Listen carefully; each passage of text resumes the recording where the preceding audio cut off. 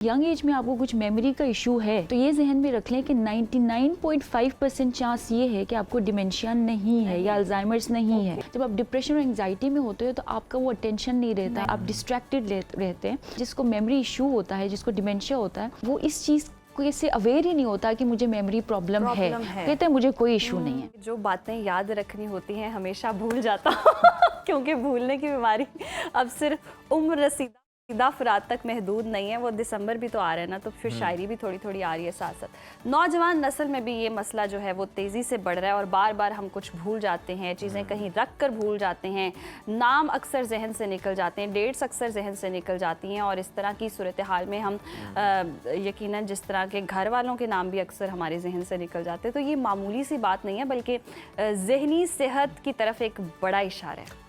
आज के दौर में बढ़ता हुआ ज़हनी दबाव, नींद की कमी और हद से ज़्यादा जो स्क्रीन टाइम है, गैर मुतवाज़न ग़िज़ाएँ हैं, तेज़ रफ्तार तर्ज़ ज़िंदगी है, ये सब दिमाग की कारकर्दगी और याददाश्त को कैसे मुतासिर कर रहे हैं। जवानी में भूलने की आखिर असल वजह क्या है, इसके ख़तरनाक इशारे कौन से हैं और क्या ये मसला काबिल इलाज है, इसको बेहतर किया जा सकता है, दिमाग को दोबारा मजबूत बनाने के बेहतरीन तरीके कौन से हैं, ये आज हम डिस्कस करेंगे। इसी अहम मौजू पर बात कर लेते हैं। हमारे साथ मौजूद हैं डॉक्टर मदीहा कंवल साहिबा, consultant neurosurgeon, Fatima memorial hospital. Welcome to Suno Pakistan doctor साहिबा। बहुत ये बताइएगा कि जवानी में भूलने की अब बीमारी, पहले तो बुढ़ापे में सुनते थे, अब ये जवानी में अचानक इतनी तेज़ी से क्यों बढ़ना शुरू हो गई है? आपने क्या इसकी वजूहात तलाश की है? बहुत बहुत शुक्रिया एक दफ़ा फिर मुझे यहाँ मदऊ करने के लिए। और एक बहुत ही ज़्यादा मैं कहूँगी ओवर हाइप्ड और निगलेक्टेड जो इशू पे बात करने के लिए। अच्छा देखिए, मेमोरी जो है ना वो एक कॉम्प्लेक्स प्रोसेस है। मेमोरी जो है वो हमारे इन्वायरमेंट से जब हम कोई भी इंफॉर्मेशन गैदर करते हैं वो डिफरेंट सेंसेस के थ्रू हमारे ब्रेन पे पहुंचती है और एक कॉम्प्लेक्स मैकेनिज्म के थ्रू कुछ एरियाज़ में थोड़ी देर के लिए स्टोर होती है और उसके बाद कुछ ऐसे एरियाज़ में चली जाती है जहाँ पे वो परमानेंट जाके स्टोर हो जाती है और वो हमारी मेमोरी का हिस्सा बनती है और जब हम रिकॉल करना चाहते हैं तो वो रिकॉल हो जाती है। ठीक है ना। अच्छा, अब इशू क्या होता है कि दो चीज़ें हैं, एक होती है फॉरगेटफुलनेस और एक होती है डिमेंशिया। डिमेंशिया का मतलब ये है कि आपको कोई ऑर्गेनिक ब्रेन का मसला है।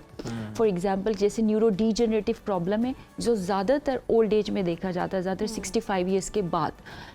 डिमेंशिया एक अम्ब्रेला टर्म है, ये इटसेल्फ एक सिंगल कोई चीज़ नहीं है बल्कि इसके नीचे मल्टीपल जो है ना वो डिजीज़ेस आती हैं, जिसमें सबसे ज़्यादा कॉमन जो है वो है अल्जाइमर्स डिजीज़। ठीक है, जिसमें मेमोरी का इशू आता है। ये तो हो गया ओल्ड एज में।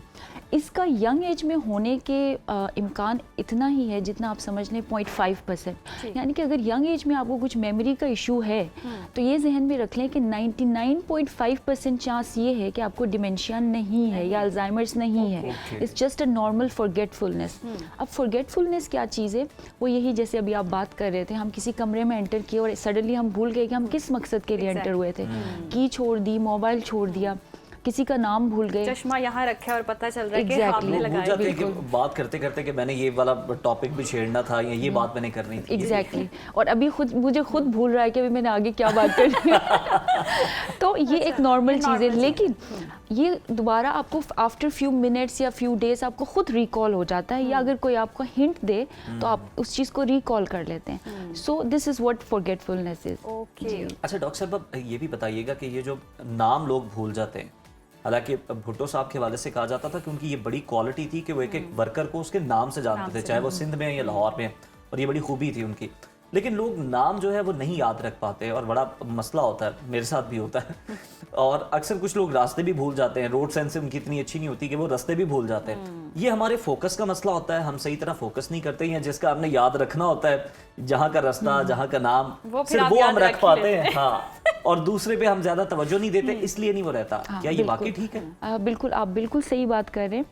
देखिए, जब हम कोई भी चीज़ के बारे में सोचते हैं या कोई भी न्यू इन्फॉर्मेशन हमें मिलती है, जैसे एक नाम है, न्यू इन्फॉर्मेशन हमें मिली है, हम किसी से मिल रहे हैं, जब हम किसी से मिलते हैं तो हमारी तवज्जो ज़्यादातर ये होती है कि हाँ किसी ने कैसे कपड़े पहने हुए हैं, मैं कैसा लग रहा हूँ या मैं कैसे बात कर रहा हूँ। ठीक है, तो अगर कोई आपको अपना नाम बताता है तो ज़्यादा हमारी तवज्जो उस नाम से ज़्यादा हमें उन चीज़ों, एक्स्ट्रा चीज़ों पर होती है जो हमारी डिस्ट्रैक्शंस होती हैं। तो आपकी बात पर मैं पूरी तरह अग्री करूँगी कि अगर हम किसी चीज़ को फोकस नहीं करते करते या उसको रिपीट नहीं करते हैं, हमारा ब्रेन रिपीटिशन से चलता है। कोई भी इंफॉर्मेशन बार बार हम रिपीट करते हैं तो वो हमारे ब्रेन में इसी तरह बम्बार्डमेंट जैसे होती बचपन रहती में है। भी सिखाया गया था कि जो कुछ याद करें उसे लिखें जरूर, एक दफा Exactly. लिखने की मश्क जरूर जी। करें, वो फिर आपको असबर हो जाएगा। हाँ, मैं आपको छोटी सी आपके लिए टिप दे देती हूँ जी। कि अगर आप किसी से मिलें तो जब वो कोई बंदा आपको अपना नाम बताता है, कोशिश करें उसको रिपीट करें कि सही। Thank you so much Farhan या बहुत जबरदस्त आसिया tip है। या कुछ। तो ये क्या होगा कि आपका जो ऑडिटरी मेमोरी है वो भी आपकी वो Save हो जाएगी देखने में भी और आपके सुनने में भी वो चीज़ आती है। तो जब आप उसको रिपीट करते हैं तो आपकी मेमोरी उस हिसाब अच्छा से डॉक्टर साहब, बेहतर कौन रहती है। सी ऐसी अलार्मिंग सिचुएशन है कि आप भूल रहे हैं और मुसलसल भूलते चले जा रहे हैं, तो फिर आप समझें कि कुछ प्रॉब्लम है? क्योंकि हम देखते हैं आजकल तो डिप्रेशन बहुत है, जहनी तनाव बहुत है, ये सारी चीज़ें भी इफ़ेक्ट करती हैं आपके ब्रेन मेमोरी को? हाँ बिल्कुल। आपके पहले सवाल का अगर मैं जवाब दूं तो उसमें ये है कि जो डिप्रेशन और एंजाइटी है ये सबसे ज़्यादा कॉमनेस्ट कॉज है जो यंग एडल्ट्स में, यानी कि आप कह लें 45 या 50 ईयर्स से पहले के जो जवान लोग हैं उनमें मेमोरी इश्यूज क्रिएट करने की, जिसको हम फॉरगेटफुलनेस कहते हैं। डिप्रेशन और एंजाइटी बहुत मेजर रोल प्ले करता है। क्यों? क्योंकि इसमें जब आप डिप्रेशन और एंजाइटी में होते हो तो आपका वो अटेंशन नहीं रहता, आपकी वो कॉन्सेंट्रेशन नहीं रहती, आप डिस्ट्रैक्टेड रहते हैं। तो इस वजह से आप वो इन्फॉर्मेशन को उस हिसाब से गैदर नहीं कर पाते और आपके ब्रेन में नहीं आप उसको लेके पाते हैं। फिर मैं वही बात करूँ, आपका सवाल का पहला हिस्सा कौन सा था? मुझे लगता है आज हम बहुत ही मौजू हमारा ऐसा आज हमारा भूल जाने वाला मौजू है। एग्जैक्टली। अक्सर हम ऐसा होता है ना कि बहुत सारी चीज़ें हम प्रेजेंट होते हैं लेकिन हम मेंटली कहीं और होते हैं, तो ये एक चीज़ भी होती है समटाइम्स कि हम आदत बना लेते हैं। तो अलार्मिंग साइन कौन सा है? एग्जैक्टली। अच्छा देखिए, ये उम्र के हिसाब से मैं डिफरेंट इनको दो कैटेगरीज में डिवाइड करूंगी। एक होगी ओल्ड एज में, 65 के बाद वो कौन से सिम्टम्स है जो हमारे लिए अलार्मिंग है, और यंग एडल्ट्स में वो कौन से सिम्टम्स है जो थोड़े अलार्मिंग हमें लगते हैं। ऐसे लोग जिनकी कोई फैमिली हिस्ट्री है डिमेंशिया की या अल्जाइमर्स की, जैसे किसी के दादा को, अब्बू को इस तरह की कोई बीमारी है फैमिली में, तो ये हाई चांस है कि आपको अगर प्रोग्रेसिवली ये चीज़ हो रही है और आपको लग रहा है कि मेरी मेमोरी जो है ना वो दिन ब दिन एक प्रोग्रेशन के साथ ख़राब हो रही है और मेरी वो मेमोरी नहीं रही है, और न सिर्फ आपको महसूस हो रहा है बल्कि आपके आसपास जो आपके अफराद हैं, आपके फैमिली मेम्बर्स हैं, दोस्त हैं, वो भी ये नोटिस कर रहे हैं। फॉर एग्जांपल कोई बंदा मार्केट जा रहा था, वापसी का रास्ता भूल गया, ठीक है, किसी का नाम, जैसे कि बहुत करीबी लोग हैं उनका नाम भूल गया, अपने पहले लाहौर बच्चे वाले तो का। अंडरपास भूल जाते हैं कि किससे बाहर निकल दो आगे चले जाते हैं। तो हाँ, ये चीज़ें अलार्मिंग है। और ओल्ड एज में इस तरह से कि आपका जो आप चीज़ें रेगुलरली करते थे, जैसे कि आप कोई चीज़ कॉफ़ी बना रहे थे जो आप सदियों से बना रहे हैं, एंड यू सडनली फॉरगेट कि कॉफ़ी बनती कैसे है, ठीक है, और आप अवेयर नहीं। समटाइम्स इसका एक बहुत इंपॉर्टेंट पॉइंट ये होता है कि जिसको मेमोरी इशू होता है, जिसको डिमेंशिया होता है, वो इस चीज़ को इससे अवेयर ही नहीं होता कि मुझे मेमोरी प्रॉब्लम है, कहते हैं मुझे कोई इशू नहीं है। तो ये भी एक फैक्टर होता अच्छा है। डॉक्टर साहब, नींद की कमी भी एक मसला है। ये दिमाग की कारकर्दगी या हमारी याददाश्त से कितनी लिंक है, कितनी तेज़ी से उसको मुतासर करती है? नींद जो है ना हमारा एक बहुत इम्पॉर्टेंट हमारा लाइफ का एक हिस्सा है, जिसमें हमारी ख़ास तौर पे सिर्फ नींद नहीं, क्वालिटी स्लीप, जो डीप स्लीप होती है, वो वाला स्लीप होता है जिसमें हमारी जो इन्फॉर्मेशन जो हम गैदर करते हैं ना वो हमारी मेमोरीज में कन्वर्ट होती है। तो 7 से 10 घंटे का कहते हैं कि आपको डॉक्टर सजेस्ट करते हैं कि आपको नींद लेनी चाहिए, क्वालिटी नींद लेनी चाहिए। तो अगर हम वो वाला स्पैन हमारा कम हो जाता है तो जो इन्फॉर्मेशन हमने सारे दिन में गैदर की है, ऑब्वियसली उसको मेमोरी में कन्वर्ट होने के लिए वो टाइम नहीं मिलेगा, ठीक है ना। तो डेफिनेटली नींद अगर जिन लोगों की पूरी नहीं होती, ख़ास तौर पे जो हमारे आजकल के जवान नस्ल है और सारी रात आप स्क्रॉलिंग करते रहते हैं, कभी कुछ कभी कुछ, तो वो आपका जो क्वालिटी स्लीप है वो टाइम जो होता है ना वो आपका रिड्यूस हो जाता है। तो ऑब्वियसली फिर मॉर्निंग में और अगले दिन आपको इसी तरह फॉरगेटफुलनेस ऐसा होता है कि जो सारी रील्स या स्क्रॉलिंग आप करें वो नींद में भी आप सारी चीज़ें आपके ख्वाब की सूरत में आ रही हैं, वो क्या सूरत हाल होती है? ये तो एक मैं कहूँगी कि एक साइकोलॉजिकल एस्पेक्ट है, क्योंकि जो चीज़ के बारे में सोचते हुए सुनते हुए आप सो जाते हैं तो वो आपके माइंड में रिकॉल होती रहती है। इसके बहुत सारे एस्पेक्ट्स ऐसे हैं जो अभी तक स्टडी नहीं हो पाए और scientist they are working on it, कि ड्रीम्स कैसे आते हैं आपको, ख्यालात कैसे आते हैं, ये सारी चीज़। अच्छा डॉक्टर साहब, अब ये भी कहा जाता है, बुजुर्ग बड़े कहते हैं कि इसको भूलने की आदत है, कुछ तंजन भी कहते हैं और कुछ सीरियस भी कहते हैं बच्चों को कि इसको ना बादाम खिलाओ। कोई ग़िज़ाएं भी ऐसी हैं जो कि याददाश्त को बेहतर करती हैं? ये एक मैं कहूँगी ज़्यादा से ज़्यादा एक मिथ है। अच्छा। इसका कोई साइंटिफिक पहलू अभी तक देखा नहीं गया है। ठीक है। ठीक है ना। हाँ। दूसरी बात ये कि कुछ ऐसी चीज़ें हैं जैसे कि डिफिशिएंसीज अगर हों तो हमारी मेमोरी के इश्यूज होते हैं, जिसमें सबसे ज़्यादा इंपॉर्टेंट जो है विटामिन B12 है, जो हमारे ब्रेन के लिए बहुत ज़रूरी है। ब्रेन के जो न्यूरॉन्स हैं उसकी रीजनरेशन के लिए उसकी काइंड ऑफ एक फूड है। तो डेफिनेटली उसकी अगर कोई कमी हो, जो कि एक मेडिकल कंडीशन है, तो अगर आप जी। एक मल्टीविटामिन ले लेते हैं विटामिन B12 का, तो आपका वो मेमोरी इशू सॉल्व हो सकता है। डॉक्टर साहब, जो गलत इन्फॉर्मेशन फैला रहे होते हैं उन्हें भी काउंटर करना बड़ा ज़रूरी होता है। आप जैसे प्रोफेशनल्स की मौजूदगी में उनका फ़ायदा उठाते हुए कुछ लोग ये भी तशबीह दे रहे होते हैं कि जनाब ये जो नट है इसकी आपके इस ऑर्गन के साथ जनाब शक्ल मिलती जुलती है, तशबीह देते हैं और कहते हैं ये बड़ा, जैसे अखरोट के बारे में कहा अखरोट के जाता बारे है में, कि ये देखें ब्रेन की तरह है, तो ये आपके ब्रेन के लिए बड़ा बेनिफिशियल है।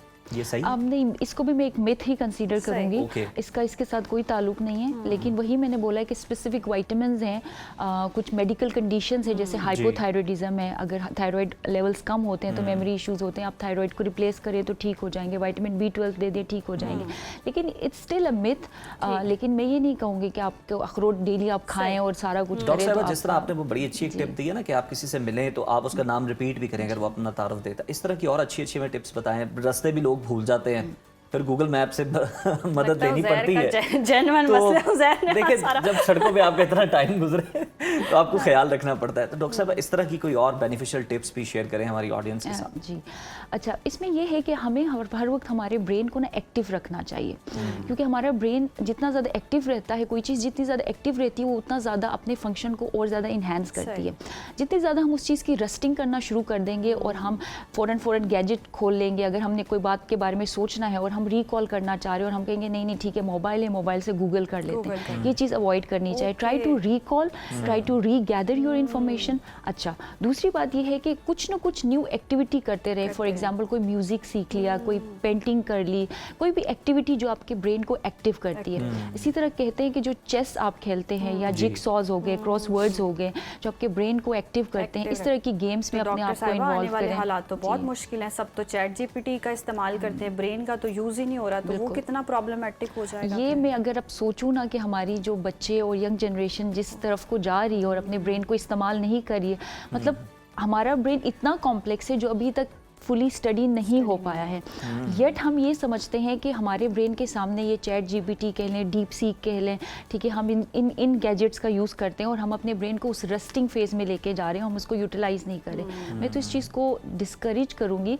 मैं ये ज़रूर मानूंगी कि इस तरह के जो गैजेट्स हैं हम यूज़ करें, हम इन पे टोटली डिपेंड ना करें कि हम अपनी सारी इन्फॉर्मेशन इधर से ही ले रहे हैं और हम अपने ब्रेन का इस्तेमाल नहीं करें, अपनी IQ का इस्तेमाल नहीं करें, बल्कि हम इनको एज अ एड यूज़ करें और इनसे हेल्प ले लें और अपने ब्रेन को इन्हेंस करें, rather than totally depending upon on these apps. वही वाली बात है ना कि अगर आप मुश्किलों से लड़ेंगे ही नहीं तो आपको हैंडल कैसे करना आएगा। तो वही वाली बात है कि हम ब्रेन को उस प्रोसेस में डाल ही नहीं रहे हैं, तो हम सीखेंगे कैसे। अच्छा, इसके ऑपोजिट एक और चीज़ होती है, जो मेमोरी हम चाहते नहीं है ना याद रखना, वो हमें भूलती नहीं है। ये क्या, यानी ये कहना चाह रही है कि बादाम खाने से यादाश्त अच्छी नहीं होती, धोखा खाने से होती है। इनका इशारा वही है, राउंड अबाउट से आना इन्होंने वहीं पे। देखिए, हमारे ब्रेन में ना कोई डिलीट बटन नहीं है कि हम ये कहें कि मैंने ये इन्फॉर्मेशन डिलीट करनी है तो मैं डिलीट कर दूंगी।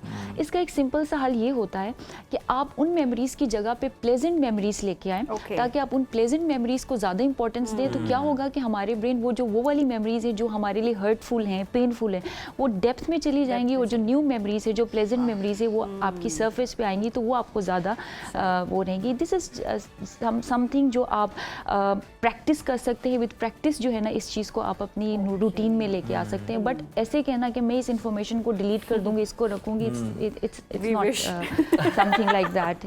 Okay, thank you so much doctor Madiha साहिबा।